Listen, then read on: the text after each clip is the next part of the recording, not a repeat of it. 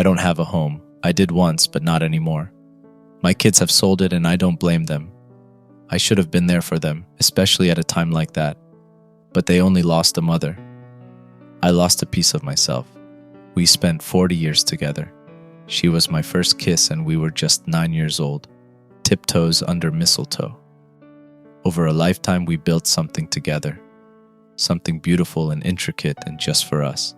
And then she died and I was left behind. Afterwards, I felt so alone. Other people's company, even my own children's, felt wrong. Hollow and thin, like cardboard. No solace. I'd lost half of myself, and it hurt like hell. During the funeral, I had to sit there and eat sandwiches my daughter had thrown together on a platter, listening to sad offerings from people who were aware of the hole in my chest, but couldn't do anything about it, and like a black cloud, the thought of my empty home descended upon me. What was I going to do when everyone went back to their families, when my children finally returned to their lives? It was only on the first night after I checked into the Dunraven hotel that I understood the gravity of my decision. I wasn't going back. I wasn't going to pretend that life still had meaning. I sat in my room, ordered a drink, and waited. And 15 years later, I'm still waiting. Even after they shut the hotel, even as the building crumbled, as wallpaper peeled, strangers looted, and wood began to rot, I remained. Aging but still alive. This place has made me a different man. I've had to adapt. I'm a scavenger, a squatter, desperate, cold, and hungry. But it is her absence that I feel most as an aching in the chest, even after all this time. Maybe I'm punishing myself. I don't know. I think I just wanted to be someone else, and this place made that happen. It feels like a lifetime ago that I stood in my garden and cooked burgers on an open grill, listening to my future son-in-law prattle on about the football, while my wife and daughters laughed in the distance. I'm so far removed from that man, I'm not sure we were ever the same person. Now there is only this hotel. What a special little place. Dunraven, faded brass handles on every door, patterned red carpets through the halls, cheap but upscale, bigger on the inside than most people expect. I don't know how I found it, but I did, and now I'm its sole caretaker. Occasionally ghost hunters arrive at Dunraven thinking it is haunted. Stories typically focus on the victims of the hotel's most infamous killer, a manager who poisoned hundreds of guests, and whose actions finally forced the building to close permanently. No one could quite figure out what she used or how she pulled it off. There were concerns over black mold, maybe some unheard-of chemical, or an illicit hallucinogen.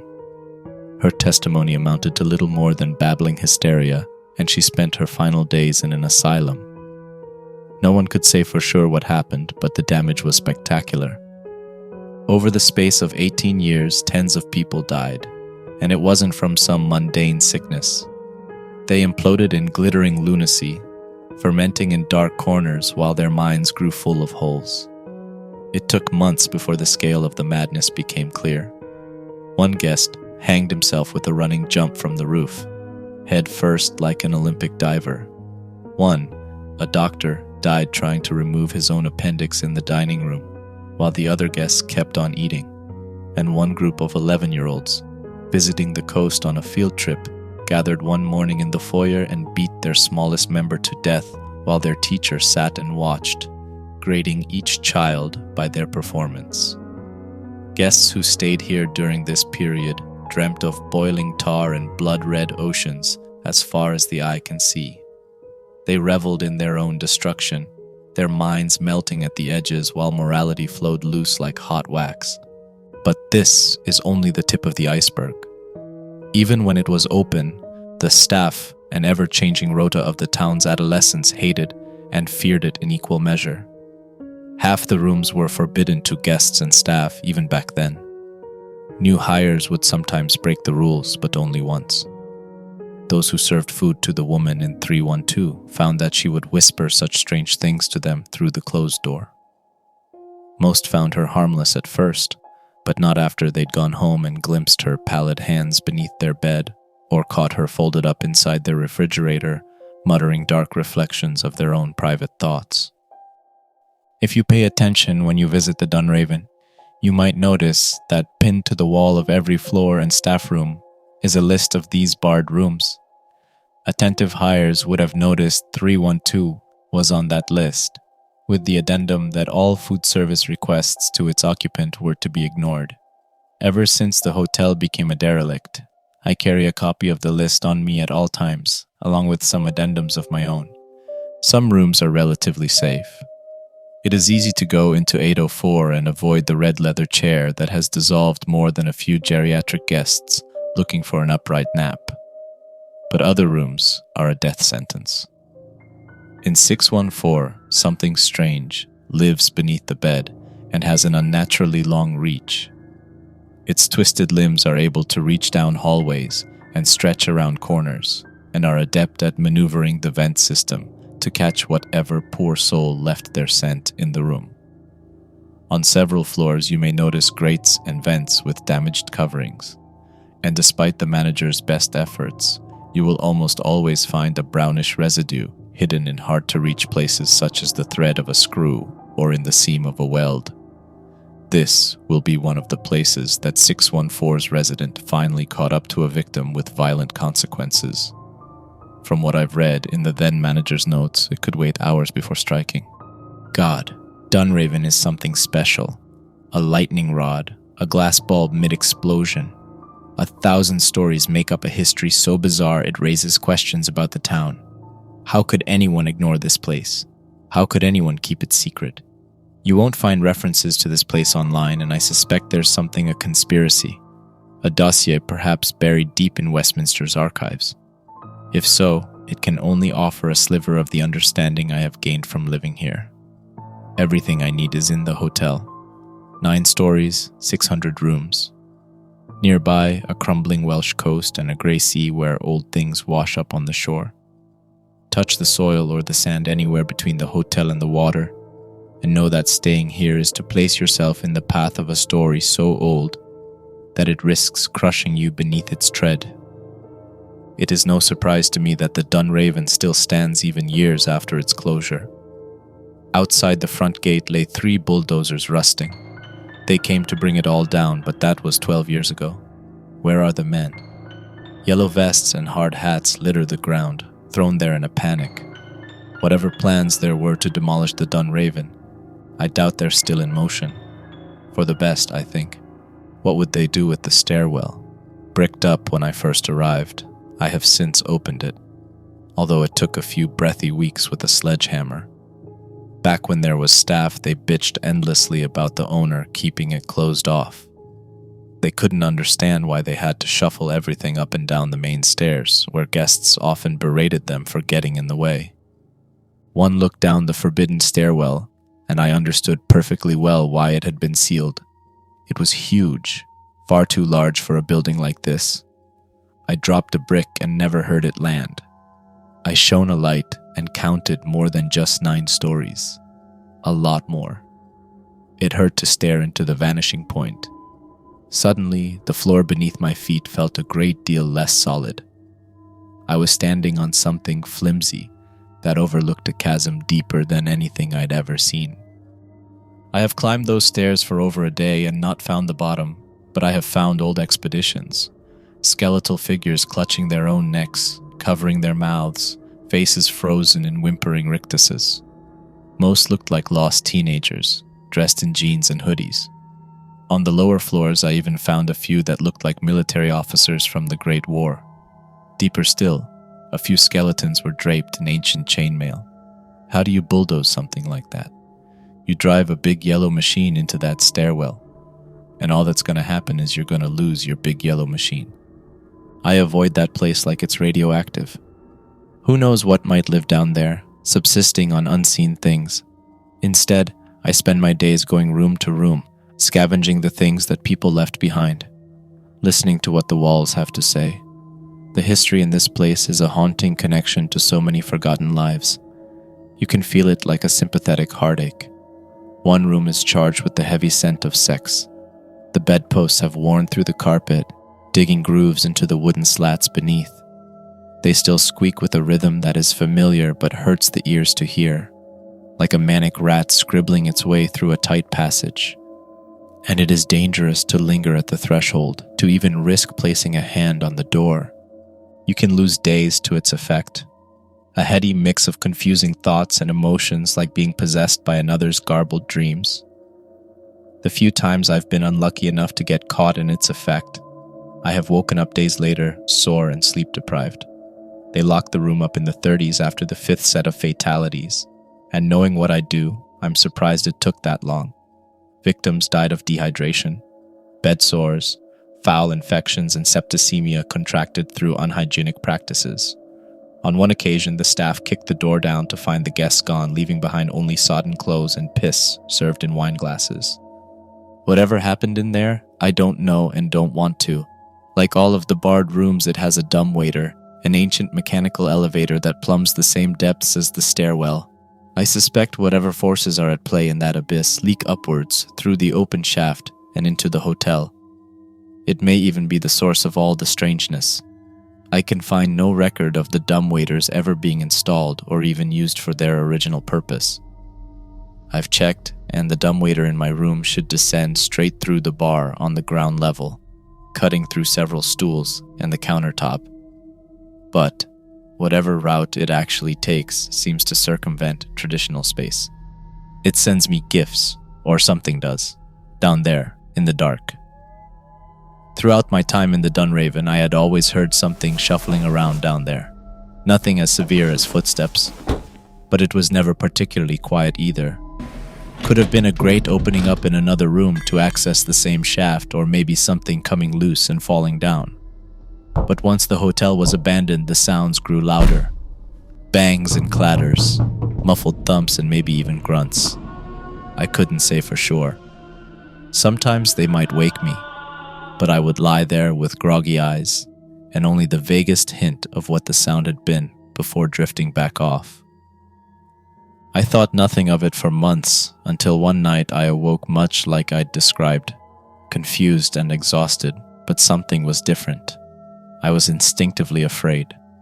Staying still, I scanned the room, which was lit faintly by moonlight, and noticed the dumbwaiter's grate was open. It was cold, and in my sleep I'd pulled the covers up to my chin, but the window was shut, and I soon realized the draft was coming up out of that ancient shaft. Shivering and afraid, I pulled the covers up closer to my face, and then there came a sound from the darkness, an awful metallic screech, shrill but thunderous, some ancient mechanism being forced back into life deep in the guts of the building. It passed quickly, and I wondered what it was. But before I could summon the courage to get up and close the dumbwaiter, the sound repeated. By now I was wide awake, and I quickly processed that whatever it was far, far below me. This gave me some relief, but only a little, because the sound came again. And I realized with mounting horror someone was operating the elevator, heaving hand over hand on the winch to raise the platform, rattling the chain and shaking rust off a centuries-old machine. Again and again it came, one pull after another, until soon there wasn't a break between heaves, and then, freezing cold and terrified in my own bed, I could no longer deny what my ears were plainly telling me. The dumbwaiter was getting closer to my floor. For some reason, my brain picked this moment to remind me of all the children who have gone missing in the Dunraven over the years. Of countless parents who idly spent a few hours in the bar below, only to return to their rooms finding nothing except ruffled sheets and other subtle signs of panicked struggle. And I imagined what those children went through. I imagined them like me, lying in bed, hearing the dumbwaiter approach with a wailing mechanism, unable to shake the thought that something had entered the enclosed space and was pulling itself inexorably up towards them. Did they pull the covers over their eyes to hide it? Did they crawl under their bed? Did they wait with breath held as the screeching sound came to a halt, and there came the quiet sound of inhuman muscles climbing out of that tiny metal box? Did they imagine that if they stayed still, perfectly still, it might move on to gobble up some other child? Did these strategies ever actually work? By now, my nerves had thoroughly conquered me, I couldn't move. I could only watch until at last the lift came into view, a pitch-black box.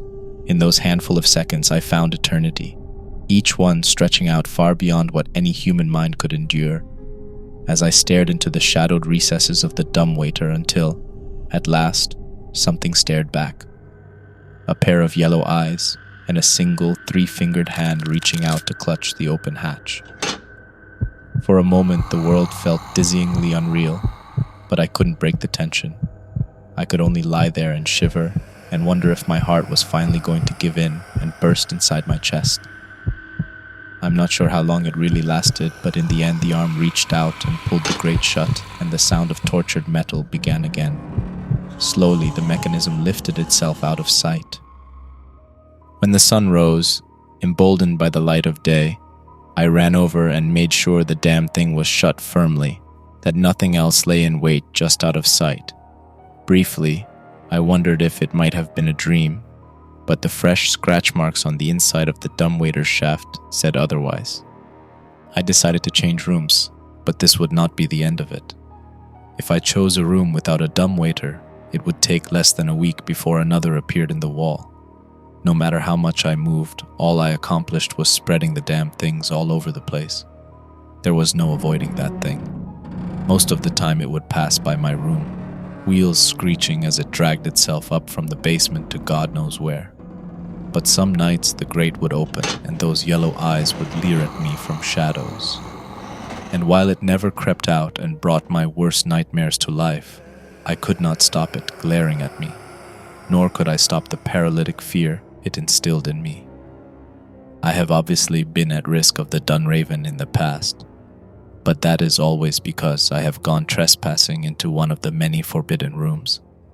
This was the first and only time that something in the Dunraven seemed to take notice of me, and even worse, to give pursuit. And it did pursue. No matter what room I chose, a dumbwaiter would soon appear, and not long after, that thing would follow.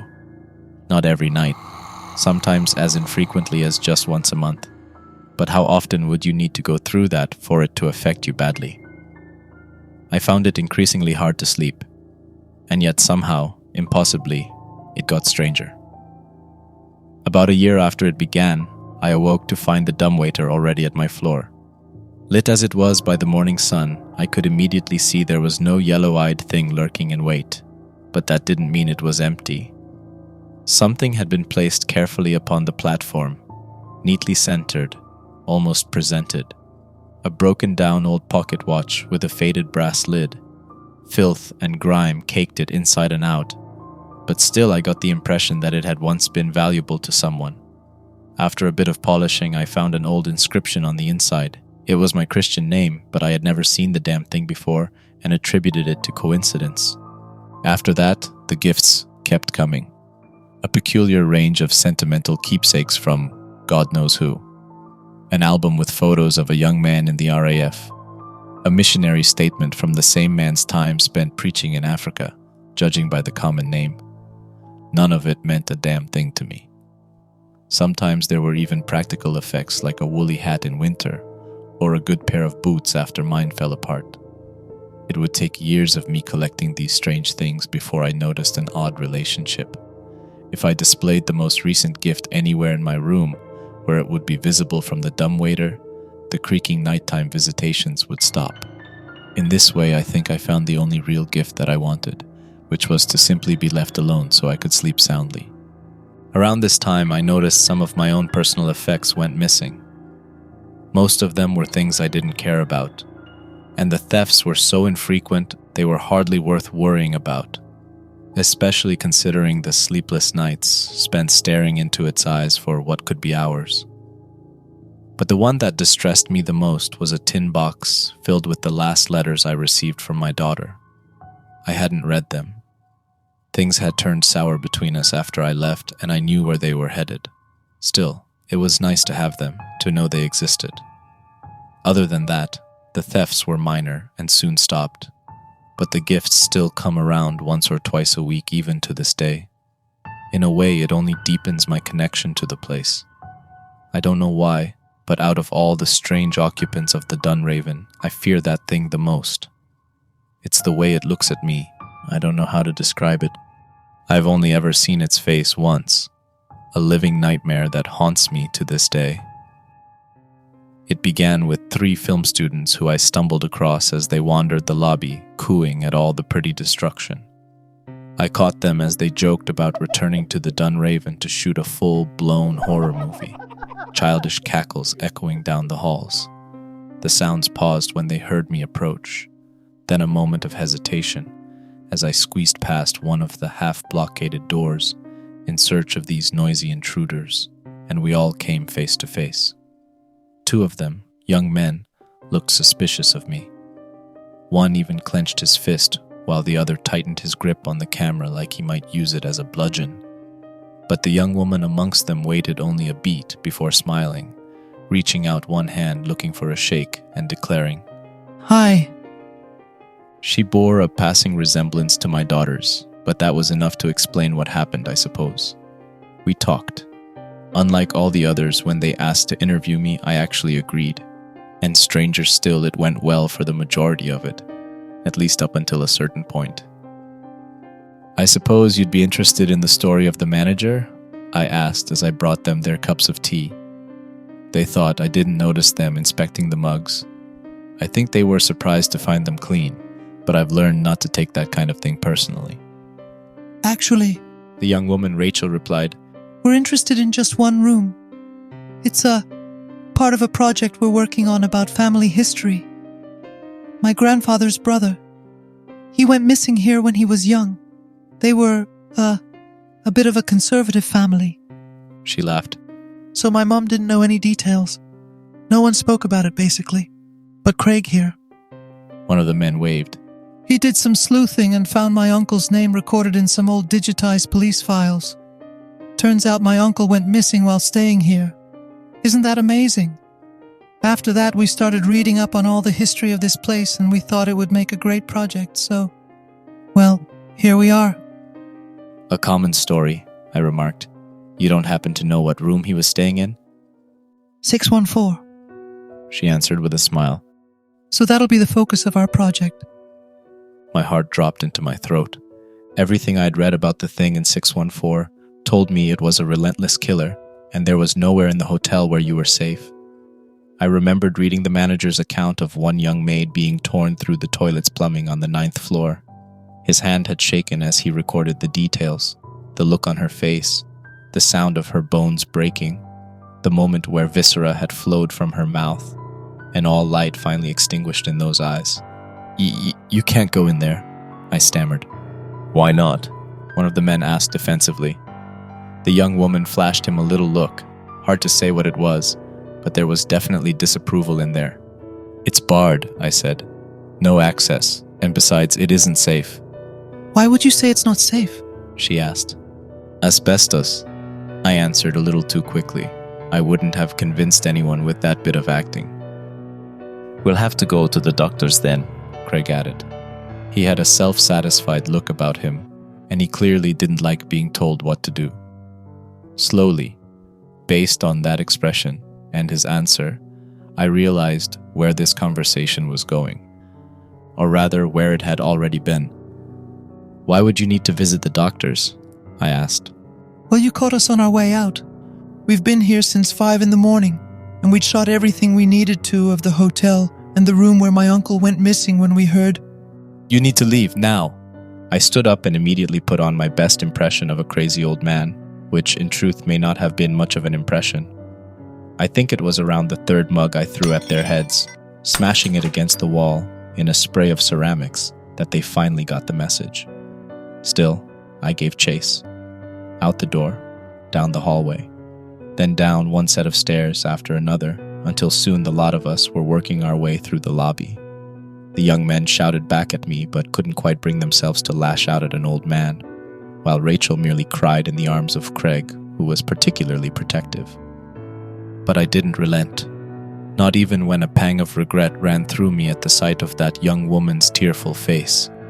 She wasn't so much scared, I think, as just distraught to see someone she seemingly trusted turn on her. It was an ugly scene. I had to play an ugly part. But the regret didn't last long. they didn't have long. In all the excitement, it was only me who noticed the strange muffled sounds that ran along some of the vents in the corridors, or the way that, as they stood by the hotel's door, momentarily defiant as I shouted obscenities, there was a slither of movement in the piles of rubbish that had collected in the lobby. Something was down there with us. They might have mistaken it for just a rat, but I knew better. Eventually I got them out, but not before one of the young men and I finally came to blows. Nothing severe. I pushed him, one final shove to cross the threshold, and instinctively his hand whipped out and caught me on the lip.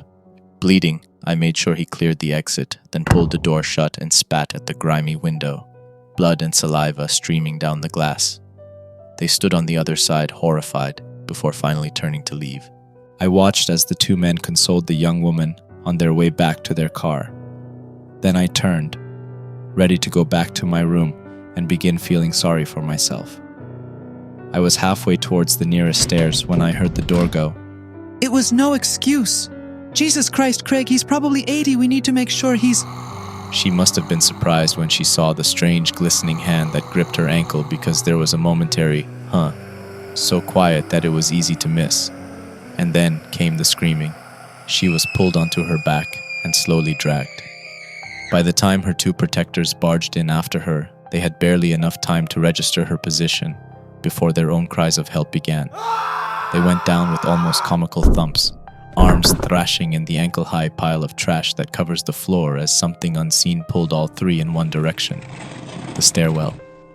The secretive doorway hidden in the staff room behind the check-in counter. By the time I realized where they were going, Rachel's fingers were already clutching the wooden paneling in a desperate bid to stop herself. But it was useless. They could scream or struggle all they want. 614 was going to get them.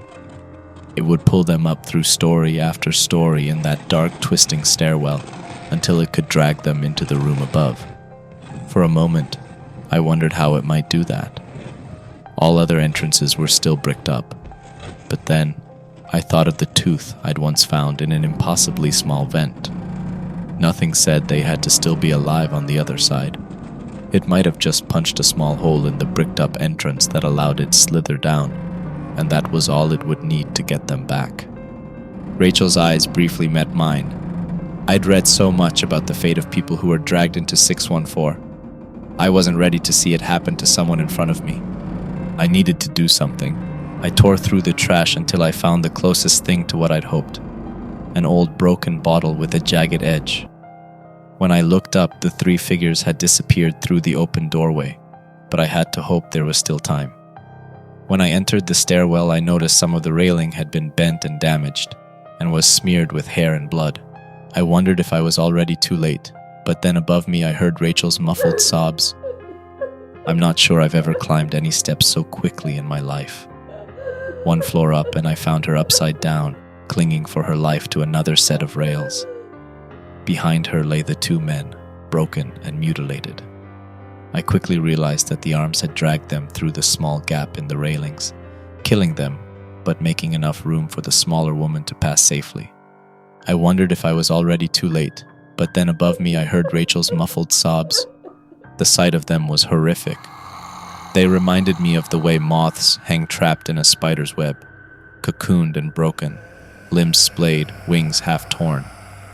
Even as jaded as I am, I couldn't help but wince when I looked down at Rachel and saw that the blood and gore she was covered in wasn't her own. By now, she was a good foot or two away from my reach, so instead, I ran up another floor, and using a nearby broom, I pulled the arm itself closer and grabbed it with one hand. Then, with another, I began to saw. The glass was jagged but effective. The hand itself wasn't really all that human. It was soft and mushy, its blood the color of custard. And while its soft, almost amphibian flesh meant it molded perfectly around her leg to give it great grip, its skin gave quite easily to the glass. With only a few harsh cutting motions, it was forced to let go and slither away. I have to wonder even now if what happened next was done on purpose, an act of spite. It flicked Rachel away and she fell like a stone out of sight. She didn't cry.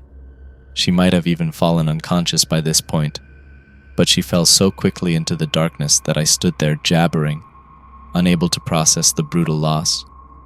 I waited as the minutes stretched on, shouting down below and desperately hoping for a reply, but there was nothing, just silence. Haunting, brutal silence.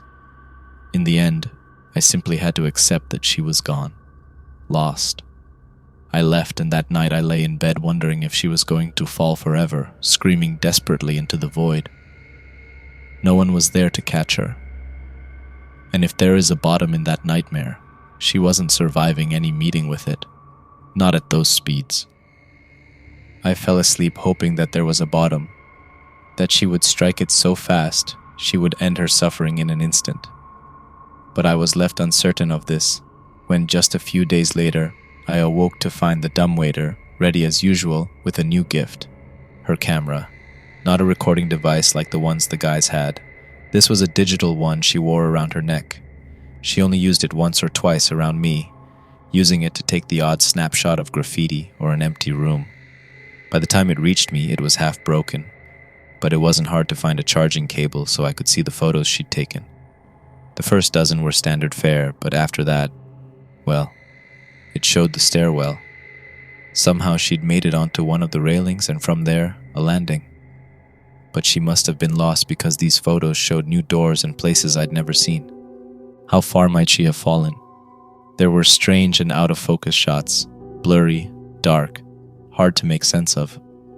I saw a cathedral on a barren concrete plain, stained glass windows with unrecognizable saints doing awful things, hidden rooms with old gramophones and Edwardian furniture, paintings on the wall of people with too many or not enough eyes.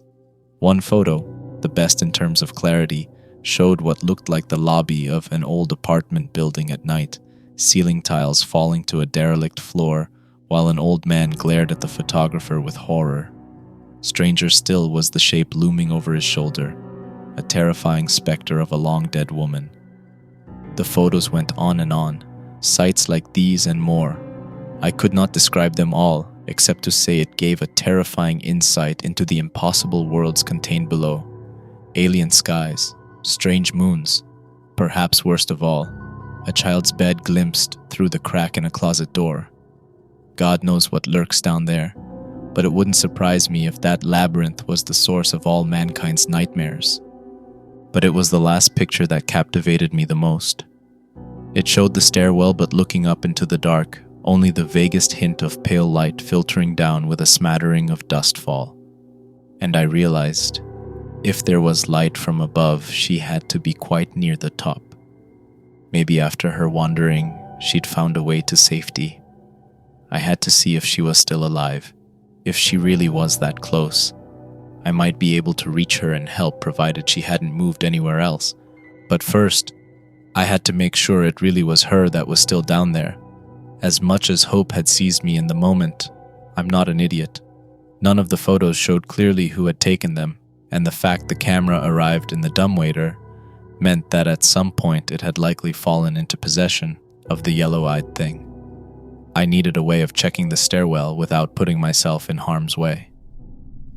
This is hardly the most tasteful thing I've done, but I went back down to the lobby, found the car keys one of the panicking boys had left on the floor, and rifled through their belongings until I found what I was looking for. Another camera, this one able to record video. Then, after some careful planning, I took to the stairwell on a safe floor and lowered the camera down, using a rope. I had no way of knowing what it saw. I had to figure if she was down there and she saw it, she'd cry up. Otherwise, I'd just have to pull it up, watch the footage and see for myself.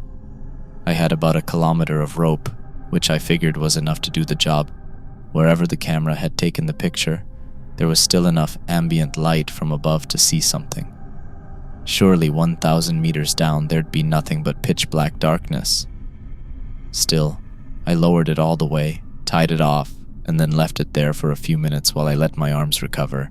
It wasn't exactly heavy, but it wasn't nothing either. I was about to lift it back up when something changed. My fingers barely grazed the rope when the knot tightened. Fibers groaned. The tempo of its swing changed. With one hand, I tested the load. It didn't budge an inch. Whatever was hanging off the other end was far too heavy to be a camera, and there was something deeply wrong with the way the rope was grinding left and right across the rail. Something was down there, and it was climbing the rope, fast. Way too fast for me to take any more time processing. I grabbed a knife I'd made sure to keep on me and began to saw furiously, but the rope wouldn't stay still.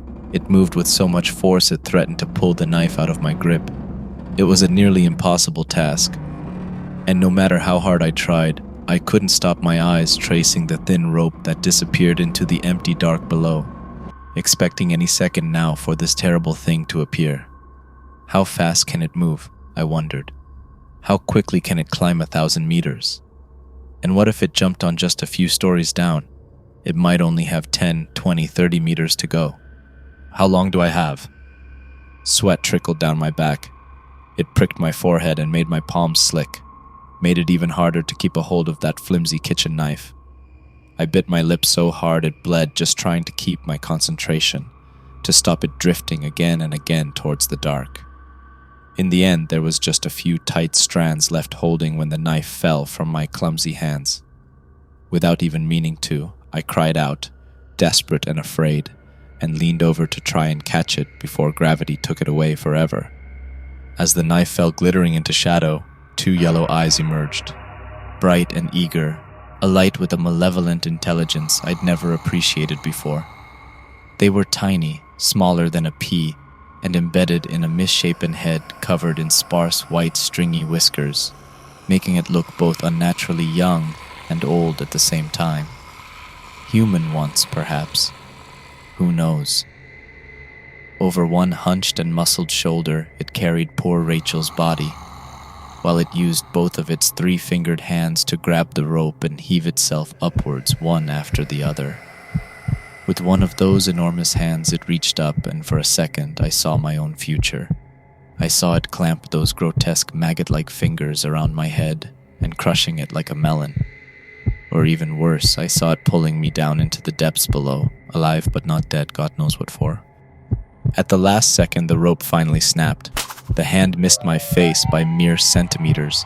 Yellow nails, blunt and half swallowed by inflamed flesh, nearly grazed the tip of my nose. Its strange little eyes expressed, for just a moment, a sort of sad surprise before it began to fall. I wasted no time in leaving. I ran faster than I have in years for the hotel, and after that, to my room, where I bolted the door and began pulling furniture across the entrance. In a dazed panic, I saw the dumbwaiter and remembered those yellow eyes and that strange hand, and I began to panic once more. It was surely the same creature. So I spent the rest of the day bolting that damn thing shut. I nailed planks of wood. I screwed, hammered, weighed down. In the end, I even grabbed a wardrobe from another room and slid it across. Still, it didn't feel like enough, and it never would. I couldn't get the image of its damn face out of my head. It looked sad. It looked lost. Jesus Christ, all those gifts had been coming from that thing. The mere thought repulsed me. Somehow, impossibly, the reality was worse than anything I could have imagined, and I was suddenly thankful that for years it had stayed hidden in the shadows of the dumbwaiter. To have seen that monstrous thing leering at me in the pale moonlight, I might never have slept again. I had to wonder what it was and why it had come for me. So I waited in the room and tried not to sleep, but that's not easy for an old man like me. After all the excitement, the adrenaline and fear, I fell asleep just before midnight and awoke in the morning, still upright in my chair, face turned towards the dumbwaiter. All my preparations were for nothing. The planks had been torn off, the grate unbolted from the wall, the wardrobe tipped aside.